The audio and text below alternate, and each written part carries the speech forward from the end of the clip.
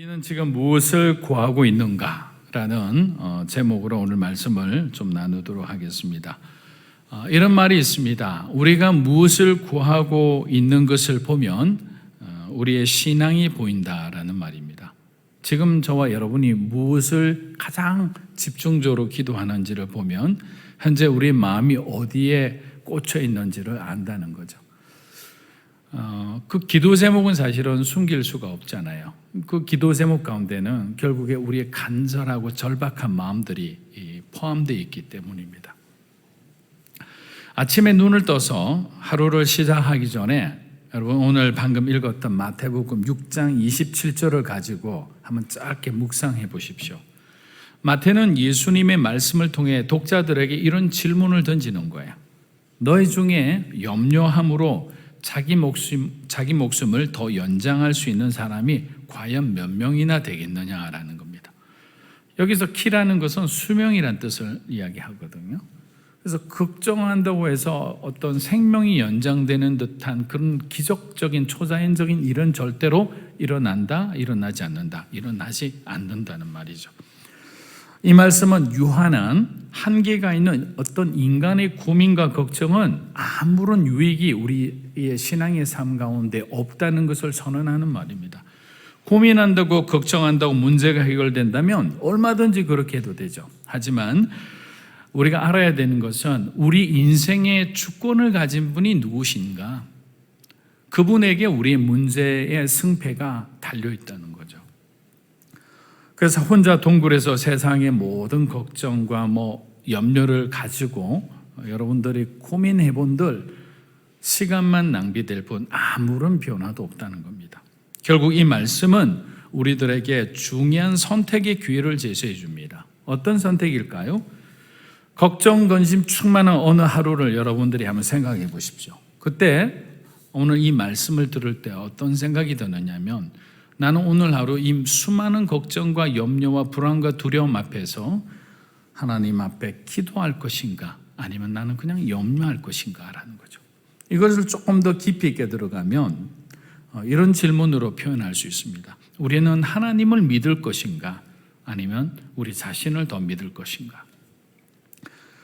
하나님을 사랑할 것인가 자신을 더 사랑할 것인가? 이게 점점 질문의 깊이가 깊어지고 본질에 아주 가까운 그런 질문으로 가서 결국에는 우리의 한계점에 다다라서 하나님 앞에 무릎 꿇게 되는 거예요. 왜냐하면 염려와 걱정은 다른 문제가 아니에요. 바로 저와 여러분의 믿음의 문제이기 때문입니다.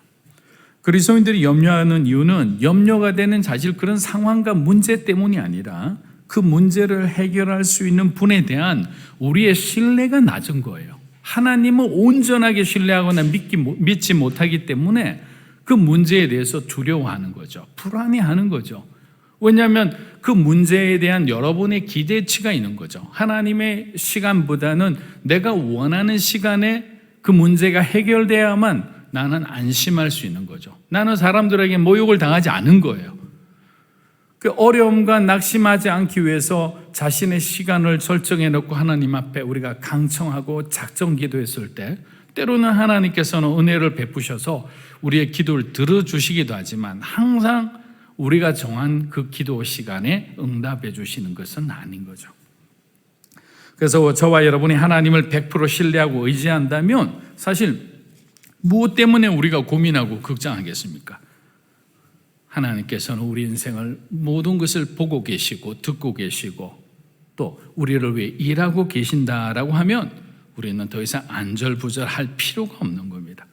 그래서 진짜 크리스찬들은 이렇게 말할 수 있어요. 믿음이 있고 용기가 있는 사람이다라는 거죠. 저는 믿음으로 사는 교회 성도 여러분은 믿음의 사람이 되기를 축복합니다. 그리고 용기 있는 사람이 되기를 축복합니다. 그럼 믿음과 용기를 갖고 있으면 무엇이 두렵겠습니까? 세상은 그런 사람을 감당하지 못합니다. 진짜 믿음의 사람은 자신을 선택하지 않고 예수님을 선택하는 사람이기 때문인 거예요. 자신의 감정과 자신의 지난 어떤 경험에 의지하지 않습니다. 하나님의 말씀에 의지해서 자신의 인생의 그물을 내리는 사람이기 때문에 그 사람은 능력 있는 사람이 되는 거예요. 사사기서 2장을 보면 하나님께서 자기 백성들에게 고난을 주시는 목적을 잘 기록하고 있습니다. 우리 사사기 2장 2절에서 3절 한번 읽어보겠습니다. 너희는 이 땅의 주민과 언약을 맺지 말며 그들의 제단들을 헐라하였거늘 너희가 내 목소리를 듣지 아니하였으니 어찌하여 그리하였느냐. 그러므로 내가 또 말하기를 내가 그들을 너희 앞에서 쫓아내지 아니하리니 그들이 너희 옆구리에 가시가 될 것이며 그들의 신들이 너희에게 올무가 되리라 하였노라. 자, 하나님께서는 광야에서 이스라엘 백성들에게 주신 약속의 말씀을 지금 다시 상기시켜 주고 계세요. 그러면서 무엇을 하나님이 노리시느냐면 약속대로 살지 못한 이스라엘의 죄를 드러나게 하시는 거예요. 이스라엘은 가나안 족속의 문화를 절대로 받아들여서는 안 됩니다. 우리가 상식적으로 생각하면 문명의 발달이라는 것은 다른 문화와 접촉하면서 그 다른 문화의 장점들을 받아들이면서 수용하면서 자신들의 문화가 발전해 나가는 그런 형태를 띠고 있어요.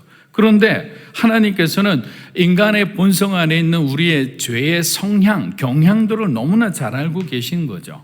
다른 말로 하면 이 죄의 성향이라는 것은 악을 배우고 행하는 것은 쉽고 빠른데 선을 행하는 데는 너무나 더디고 느리다는 거죠. 그래서 가나안 족속들과 원천적으로 차단시키지 않으면 언제든지 하나님의 백성들이 주님을 떠날 수 있다고 생각했기 때문에 차단시킨 거죠. 우리 신명기 7장 2절에서 5절 말씀 조금 길지만 한 절씩 교도하겠습니다. 내 하나님 여호와께서 그들을 내게 넘겨 내게 치게 하시리니 그때 너는 그들을 진멸할 것이라. 그들과 어떤 언약도 하지 말 것이요 그들을 불쌍히 여기지도 말 것이며 또 그들과 혼인하지도 말지니 내 딸을 그들의 아들에게 주지 말 것이요 그들의 딸도 내 며느리로 삼지 말 것은 그가 내 아들을 유혹하여 그가 여호와를 떠나고 다른 신들을 섬기게 하므로 여호와께서 너희에게 진노하사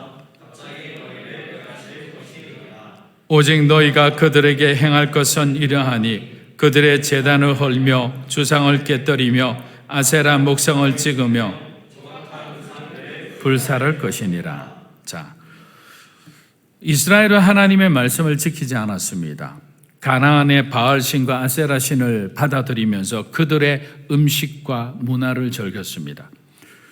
이것은 그리스도인인데도 저와 여러분이 하나님을 놓치는 순간 세상의 문화 가운데 빠져서 어떤 세상이 주는 어떤 쾌락 가운데에서 정말 목적 없이 살아가는 것과 똑같습니다.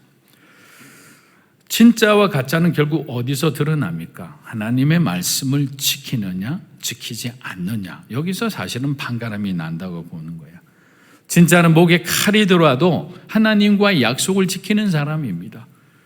저와 여러분이 지금 너무나 평안한 어떤 그 신앙생활을 하고 있어서 그렇지 이슬람권을 비롯해서 굉장히 위험하고 어려운 그런 어떤 신앙생활을 하는 곳에서는 매일매일이 죽음, 순교자적인 그런 어떤 각오로 살아가는 사람들이 많습니다. 그렇기 때문에 그러한 사람들의 어떤 순교적인 삶 자체는 환경을 통해서도 주어지지만 결국에는 하나님을 향한 변하지 않는 믿음이 있기 때문에 마지막 그들이 가야 할 곳을 선택할 수 있는 용기가 생긴 것이죠. 마찬가지입니다. 우리도 세상의 어떤 세상을 바라볼 때 우리한테 어떤 목숨적인 생명의 위협은 주지 않지만 우리의 영적 생명을 앗아간다고 생각하면 우리도 똑같은 그런 긴장감과 절박함을 가지고 세상을 지혜롭게 대할 수 있는 그런 믿음과 분별력이 있어야 되는 거죠. 그렇지 않으면 우리의 육신은 멀쩡한데 영적인 것은 완전히 죽어서 하나님하고는 전혀 관계없는 불행한 인생을 살아갈 수 있는 거죠. 여러분, 분명히 천국에는 상급이 있습니다. 구원받는 것으로 끝이 나는 것이 아니라 하나님께서 주시는 그 상급이라는 것은 우리가 어떤 것인지 사실을 감히 상상할 수 없는 거지만 말씀드릴 수 있는 것은 너무너무너무 좋은 것이죠. 영화로운 것이죠. 근데 그런 어떤 상급을 바라볼 수 있는 것은 그냥 우리가 기대하는 것과 다른 거죠. 매일마다 여러분들이 여러분의 어떤 육신을 하나님의 말씀 가운데 복종시키는 가운데 하나님이 주시는 그 아주 어떻게 보면 소중한 깨달음이라 할 수 있는 거죠. 우리가 지금 무엇을 구하고 있느냐는 현재 저와 여러분이 어디에 서 있는가를 보여준다는 것을 다시 한번 깨닫게 되기를 주의 이름으로 축복합니다. 사사기 2장 3절만 우리 한번 읽어보겠습니다. 그러므로 내가 또 말하기를 내가 그들을 너희 앞에서 쫓아내지 아니하리니 그들이 너희 옆구리에 가시가 될 것이며 그들의 신들이 너희에게 올무가 되리라 하였노라. 자, 3절 말씀을 보면 하나님께서도 불순종하는 이스라엘 백성들을 그냥 내버려 두시지 않으셨음을 잘 알 수 있습니다. 그러면 왜 하나님은 가나안 사람들을 다 쫓아내지 않고 왜 남겨두셨을까요? 자, 여호수아와 그 여호수아 시대의 사람들은 당연히 인간인지라 자기들이 어떤 여러 가지 인간적인 이유로 함께했던 그런 잡족들 그리고 가나안의 부족들을 이렇게 다 내어치지 못하고 남겨둔 것은 사실입니다. 그럼 하나님은 분명히 이 말씀에 내가 할 수도 있었지만 그냥 둔다라고 했는데 우리가 그냥 두신 두 가지 이유를 분명히 알아야 되는 거죠. 첫째는 뭐냐면 우리들의 인생의 주권자가 누구인지를 하나님은 우리가 깨닫기를 원하신 거죠. 옆구리에 박힌 가시가 있다고 생각해 보세요. 만약에 오른쪽에 여러분이 가시가 박혀 있으면 여러분 잠잘 때 어디로 자겠습니까? 왼쪽으로 이렇게 기대어 잘 거 아니에요. 그런데 한쪽으로 계속 기대어 자면 또 불편하잖아요. 피가 이쪽으로 쏠리고 하니까 불편하니까 오른쪽으로 이렇게 옮기다 보면 어떻게 될까요? 가시가 찌르는 거죠. 아프니까 이러지도 저러지도 못하고 잠을 잘 수가 없는 거죠. 편안하게. 그런 상황이라 생각하면 됩니다. 그러면 우리가 이 옆구리에 박힌 가시를 빼기 위해 가장 좋은 방법을 우리가 빨리 발견해야 되는 거죠. 뭐죠? 하나님 앞에 엎드리는 거예요. 깨닫게 하는 순간에 다른 생각하면 안 되는 거죠. 다른 길을 찾아서도 안 되는 거죠. 주님이 보여주시는 그 길을 우리가 계산하는 순간에 그 길은 복잡한 길이 돼요. 어려운 길이 되는 거예요. 가면 안 되는 길이 되는 거예요. 그런데 계산하지 않고 비록 우리 눈에 보여지는 좁은 길이라도 믿음의 눈으로 바라본다면 우리는 좁은 문 끝에서 기다리는 예수님을 바라볼 수 있는 거죠. 그분의 음성이 들리는 거예요. 왜냐하면 우리는 그분의 양이잖아요. 그런데 그렇지 않고 계산하는 순간, 우리가 인간적으로 생각하는 순간부터 믿음의 길은, 하나님이 우리를 위해서 예비된 길은 마치 영화 속에 보면 그 길들이 모래 위에서 사라지는 것처럼 똑같이 보이지가 않는 거예요. 그 다음부터는 방황하는 거죠. 이쪽에 신기루가 보면 그쪽에 물이 있을까 싶어 달려가지만 그것도 아무것도 없죠. 이쪽 저쪽 하다가 결국에 사막에서 그냥 목이 말라 죽어버리는 그런 어떤 불행한 사람들하고 똑같은 거죠. 길이 보여질 때는요, 저와 여러분이 믿음으로 보세요. 지난 시간에 여러분들의 어떤 하나님이 인도하신 그 시간들을 한번 기억해 보십시오. 아마 이곳에서 방황하지 않고 올곧게 그냥 주님만을 바라보고 살아왔던 사람은 제가 볼 때 딱 한 명도 없을 것 같아요. 우리 모두는 방황하고 이리저리 그냥 정말 주님도 포기한 그런 사람일 수도 있잖아요. 그런데 붙들어 주셨잖아요. 왜? 길이 보였기 때문에 지금 이 자리에 있는 거예요.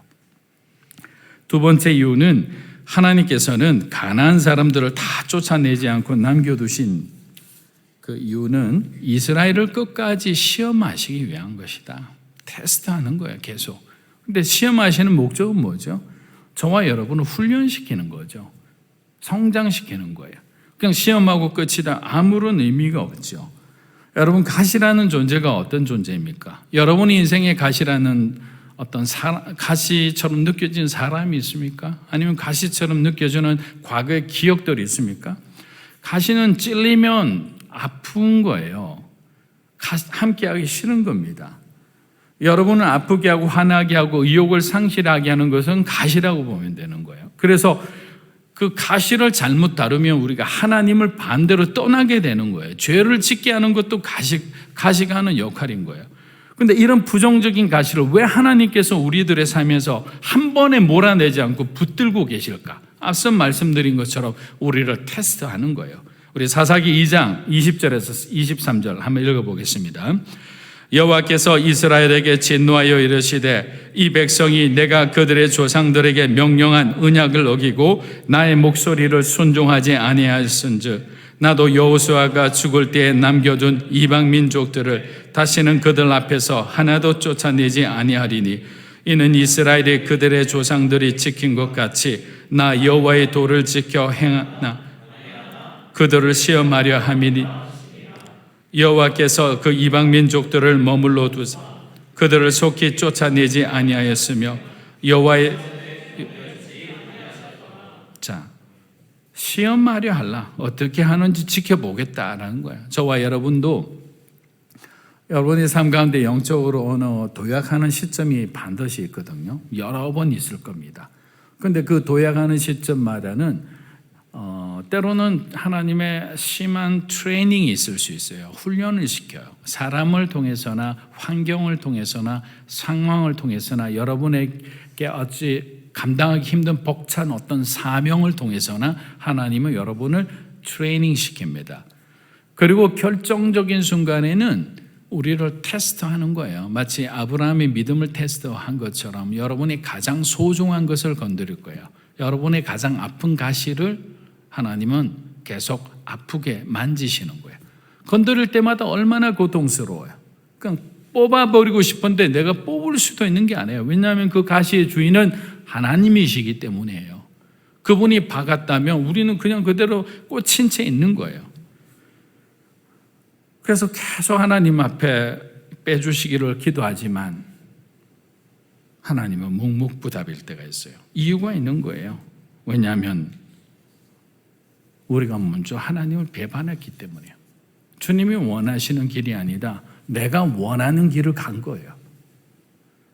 참아야 될 때가 있는데 참지 못할 때도 우리는 그 가시의 유혹에 그냥 이렇게 빨려 들어간 거죠. 그러면 잘못된 행동을 할 수밖에 없는 거예요. 하지만 하나님의 은혜를 기억하는 사람들은 그 가시의 주인을 바라보고 오늘도 그 시간을 기다리는 거죠. 가시가 빼지는 시간. 그런데 반대로 바울과 같은 경우도 있잖아요. 우리 바울의 경우는 가시하고 동심한 사람이죠.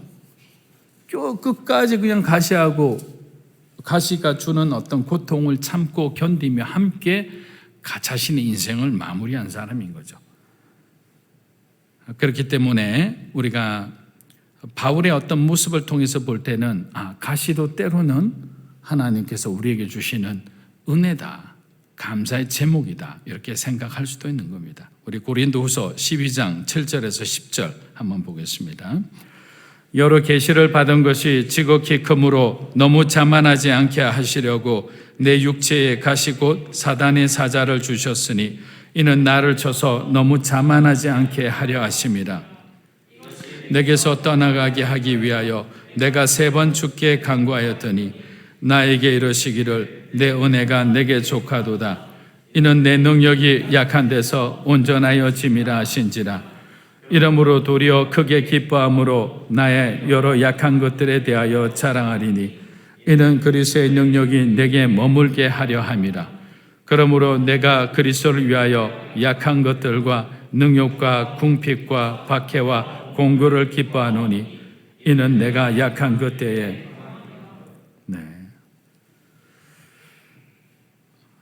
하나님은 이렇게 말합니다. 나의 은혜가 내게 이미 차고도 넘친다.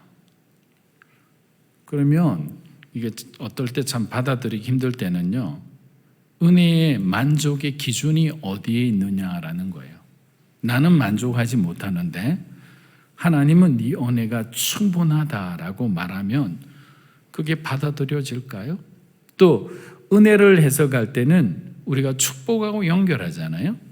그런데 하나님은 광야의 축복을 말씀을 언급하시면서 너에게 고난이 축복이다. 시련이 너를 단련시켜서 하나님의 정말 용맹한 군사로 만들었다라고 할 때 그 축복의 기준에 대해서도 우리는 갈등할 수 있고 오해할 수도 있습니다. 그러니까 은혜의 기준도 축복의 기준도 다르기 시작하면 우리는 하나님의 은혜를 은혜로 받아들이기도 힘들 뿐만 아니라 하나님이 말씀하시는 고난 가운데 있는 그 영광에 대한 소망도 가질 수 없는 거예요. 그러니까 결국에는 예수님의 말씀처럼 하지 않으면 우리는 아무것도 아닌 존재가 되는 거죠. 예수님은 뭐라고 말씀하셨냐면 우리 자신을 십자가 앞에서 부인하라고 그랬잖아요. 그리고 십자가에서 죽으라고 했잖아요. 결국에는 부인하는 삶, 그리고 죽지 않는 삶, 그 삶은 죽는 삶이야. 죽어야만 우리는 하나님의 은혜를 깨닫게 되는 거죠. 비로소 그 축복을 받아들일 수 있는 그릇으로 만들어지는 거예요. 하나하나를 그냥 우리가 단편적으로 해석하고 어떤 믿음으로 바라보고 그냥 신앙적으로 우리가 그냥 해석을 하면 그냥 이해가 되겠지. 그러면 절대로 저와 여러분은 삶 속에서 적용이 안 돼요. 이해하는 것처럼 보일 뿐이에요. 이해하는 척하는 것뿐이죠. 그런데 실질적으로 왜 우리가 자꾸만 가시에게 걸린 삶을 살아가느냐? 은혜와 축복의 기준에 대한 충분한 나의 이해가 없는 거죠. 하나님에 대한 순종함이 없는 거예요.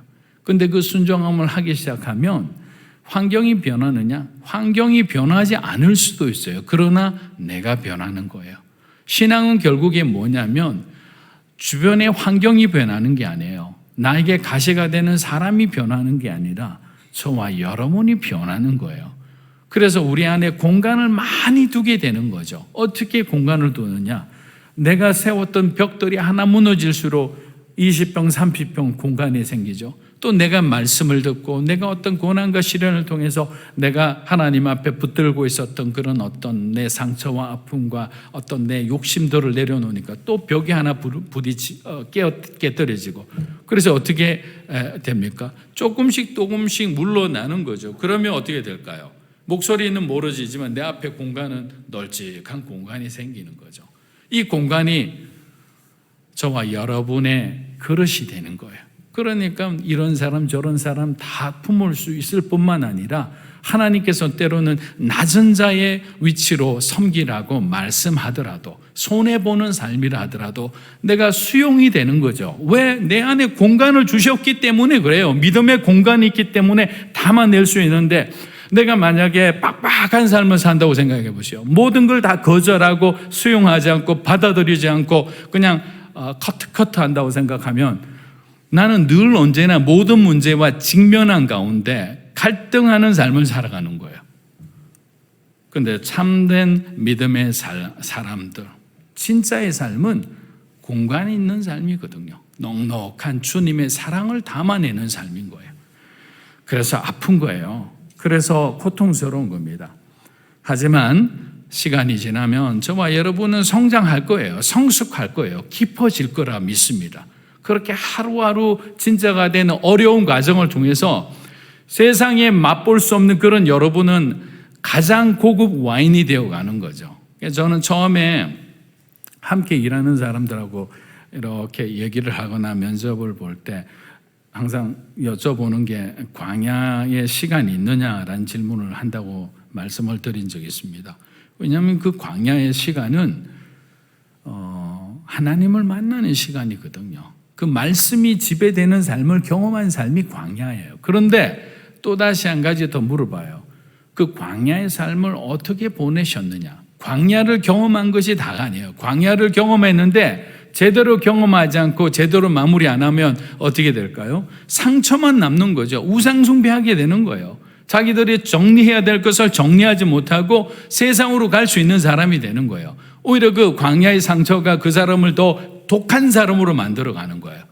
근데 그 광야 안에서 꼬꾸라진 사람, 엎드려진 사람, 하나님을 참으로 경험하고 낮아진 사람, 그 사람은 다르죠. 왜? 살아계신 하나님을 경험했기 때문에 그 사람은 보통 사람하고 다른 선택을 할 수 있고 감당할 수 없는 헌신을 할 수 있는, 대가를 지불할 수 있는 사람이 되는 거예요. 저는 믿음으로 사는 교회 성도 여러분들이 그런 참된 것을 구하는 사람들이 되기를 주의 이름으로 축원합니다. 1741년 7월 8일 조나단 에드워즈 목사님, 여러분 잘 아실 겁니다. 근데 그분의 설교 중에 아주 유명한 설교 제목이 있어요. 진노한 하나님의 손에 붙들린 죄인. 근데 이 선포한 이 설교가 기독교 역사에서 가장 주목한 설교로 이렇게 꼽히고 있는데요. 왜 그러냐면 하나님 나라를 위해 가는 성도들은 반드시 자신의 죄에 대해서 회개해야 되는 회개를 선포하는 설교였기 때문이에요. 그는 이렇게 표현합니다. 여러분, 하나님의 손은 지옥의 불구덩이로 떨어지는 여러분 한 사람 한 사람을 하나님은 붙들고 계십니다. 그렇기 때문에 하나님의 시간이 되기 전에 여러분 회개하십시오. 여러분이 회개하고 돌이키면 하나님은 여러분을 지옥의 불구덩이에서 천국으로 여러분을 인도해 주실 것입니다 라고 회개 복음을 전파한 사람이죠. 교회에서 막 울음이 터지기 시작합니다. 집으로 간 사람이 가정에서 회개하기 시작합니다. 가정에서 돌아간 사람들이 온 마을이 그냥 회개 눈물바다가 되고 자기들의 어떤 잘못했던 행동들을 고백하고 우상의 물건들을 다 와서 불태우기 시작합니다. 그 마을에서 일어난 부흥들이 뉴 잉글랜드 전체를 불타오르는 놀라운 부흥을 일으켰던 조나단 에드워드의 부흥의 시작이 바로 이 설교로부터 시작된 거예요. 그래서 우리는 우리의 기도가 너무 작은 지엽적인 그런 기도에 멈춰서는 안 되는 거예요. 마태복음 6장 31절 말씀을 한번 볼까요? 그러므로 무엇을 먹을까? 무엇을 마실까? 무엇을 입을까? 걱정하지 말라. 자, 이런 기도는 너무나 지엽적이고 이방인들이 구하는 거예요. 자, 왜 이방인들이 구하는 기도라 했느냐면 염려로 기도하는 것은 하나님이 받지 않는다는 거예요.